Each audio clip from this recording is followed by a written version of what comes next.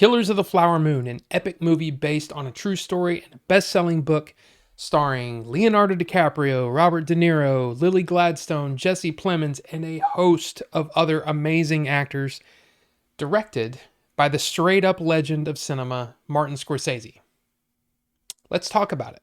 I'm not going to do any spoilers in this review, so yeah, I don't think it's needed, and I think that if you are in the market for this movie, you need to go in as clean as possible. I mean, if you're aware of the true story that this is based on, then sure. But I just don't want to give any spoilers. Okay, that's just how I want to do it here.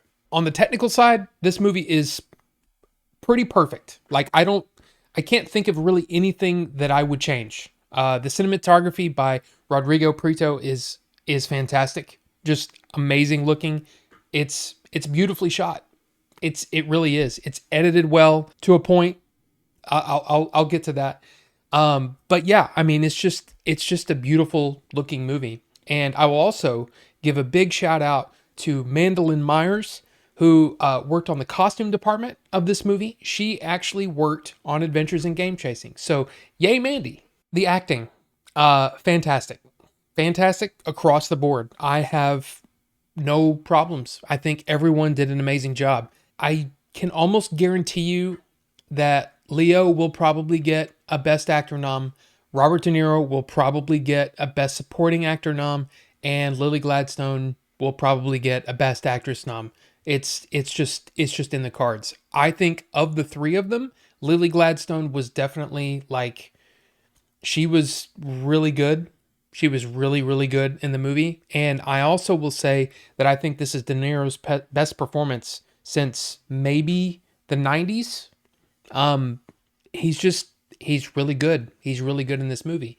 I think Leo, his performance, it's really good. I just don't think it's an award-winning performance to me. And I've also seen at least some of the movies that will probably get Best Actor nominations this year, including Cillian Murphy and Oppenheimer. I kind of think he might be the shoe-in, but hey, what do I know? But yes, across the board, I mean, there are, I don't want to say any of the names of people that show up in this movie. Some character actors, some bigger name actors. I don't want to say their names in case you haven't seen the trailers and didn't know these people were in it, because I didn't know a couple of them, and I was very surprised. But I will say, supporting cast, everyone was great. I think it was superbly acted.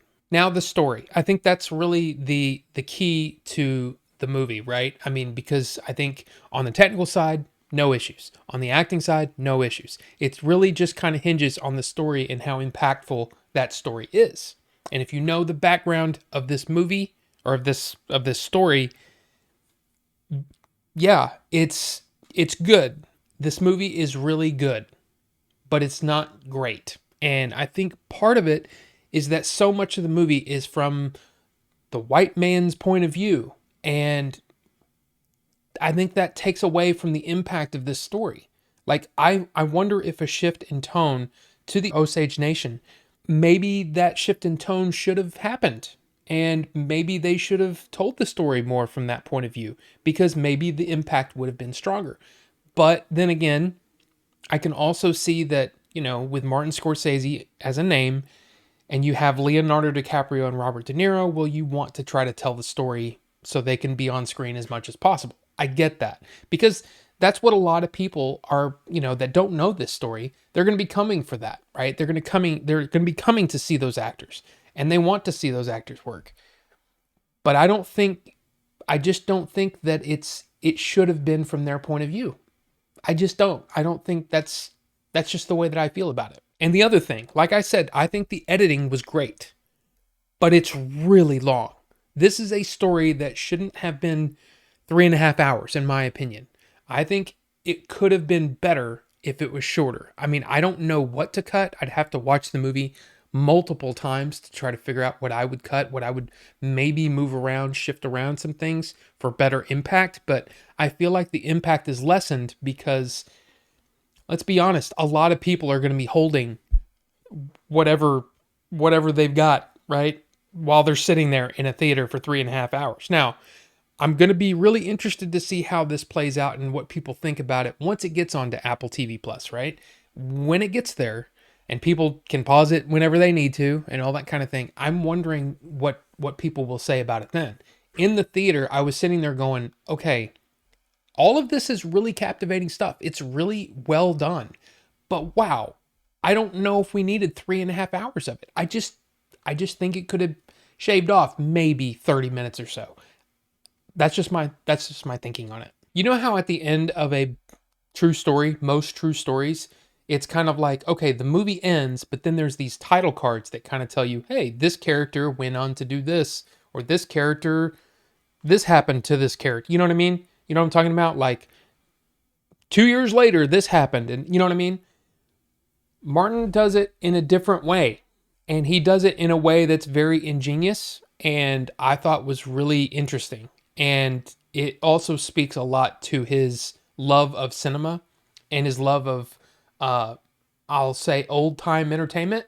I really enjoyed the way that that was done, because it's giving you the same information in a new way, in a way that we've never really seen before. I like that. So where does this rank in, Scorsese filmography? I think I mean, if you think about his filmography, right? I mean, you've got, of course, Goodfellas and Casino and The Departed and Silence, which was an amazing movie, and Mean Streets and Taxi Driver. And I mean, like, how do you rank that? Because I literally got home just a few minutes ago, it's hard for me to think about where exactly it's going to go. But at least for the way that I feel right now, I feel like it's somewhere in the middle. It's not toward the top for me. I think it's just a little too long winded, but it is still really really good. Like, I mean, it's look, an okay Martin Scorsese movie is way better than a lot of other movies out there. So just keep that in mind. So, Killers of the Flower Moon, have you seen it, or are you going to wait for the premiere on Apple TV Plus, whenever that's going to be? Let's talk about it down in the comment section below. Of course, if you haven't seen the movie, I would say watch out for some spoilers, because you never know. Spoilers may get thrown around down there. But I just want to say thank you again so much for you guys, for the support on this channel. It really has been amazing. And yeah, so I'll just leave it there. And thank you for watching, and I'll see you on the next one.